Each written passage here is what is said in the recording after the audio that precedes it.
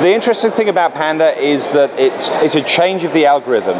There's a lot of people saying it's penalties, but it's a change of the algorithm. And so what Google are trying to do is take out duplicate content, take out untrustworthy content, take out content that doesn't show you the About Us page or the information about where the company comes from. It's more or less like every change that Google does to the algorithm. They want to provide better search results, and I truly believe Google in that way.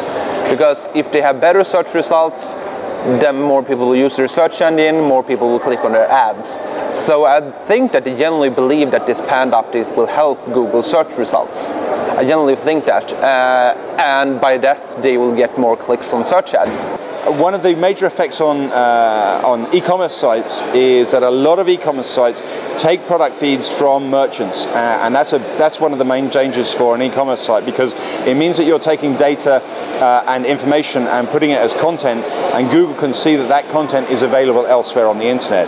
Now that's a real problem for Google, because they don't want their customers, they haven't for many years wanted their customers to see lots of versions of the same product feed.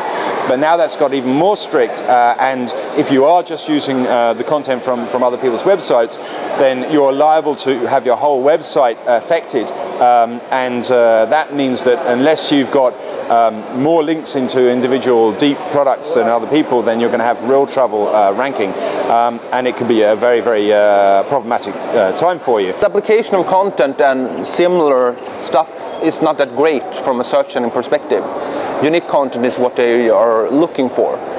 So if they can take away a lot of the duplication and not the great content, it will be good for them.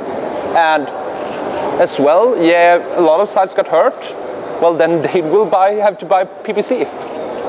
So the way to start dealing with that is really to start maybe picking on your best product lines and start doing proper landing page reviews, adding value to the site.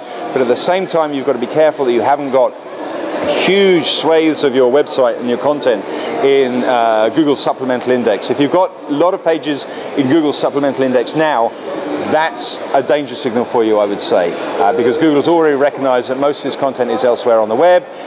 If it's a significant proportion of your website, then there's every chance that your whole website is going to be tarnished by that fact.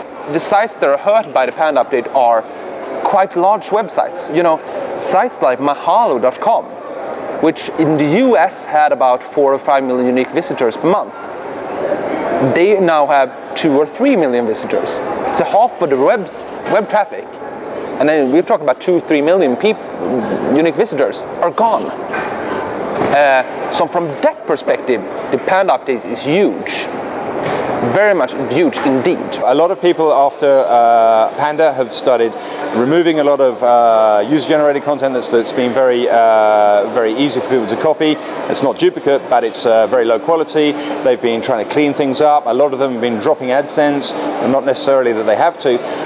But when we checked all these correlations, it's very difficult to say this is what's causing a problem for you. But there is a page from Amrit Singhal on Google about 23 factors. Search for 23 Panda factors on Google now, and those questions are very, very interesting questions, and have a look at them very carefully. They're questions like, would you trust this site to give them a credit card? Do you know where this site content comes from? Is it unique? These kind of questions, and Google has managed to analyze these algorithmically, but when you look at the results before and after Panda, the results are better now. Not for you or me if you're in the bad set, but for the general public and general users of Google, they've lost nothing. They've got more interesting results and more varied results. For God's sake, last big update from Google, it was a May Day update. We had a May Day a couple of years ago. Now we had a Panda. So it will always, every year there's some major update from Google. They change the algorithms, and everybody goes like, oh, crazy, now the Kung Fu Panda is coming to hit us in the stomach. And it's like, nah, not that really. And I think that you don't need to worry that much about it. And from a business perspective, I think it's good that Google does these kind of things. So yeah, it's a danger for e-commerce sites. You need to be unique. You need to have a different message to your competitors. So if you selling cinema tickets, and that's your whole thing. And you were just sitting there showing all the cinema tickets around the country. Maybe you need to start focusing on a particular genre of people, children or adults or whatever it may be. Find a different way to promote your site. Get a bit of brand going, and don't rely on Google forever.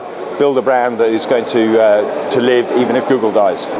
Everybody has completely forgot about the project from Google KNOL, Google Knowledge, who was the Wikipedia killer from Google rate articles that nobody uses. There's many Google products that's pretty bad actually. So in that case, then Google Null would dominate after this update. I don't think that Google has that kind of product at all. So I think that I don't think that Google knows what they want to do at all, actually. I think that they see there's a lot of competitors in different areas, and they try to make some sort of competition regarding it, you know, like Google Bus or Google +1, but it doesn't seem to work. So I don't think they have this gigantic plan. Oh, we take this Panda and now we launch our own tool. I don't think they have any plan at all.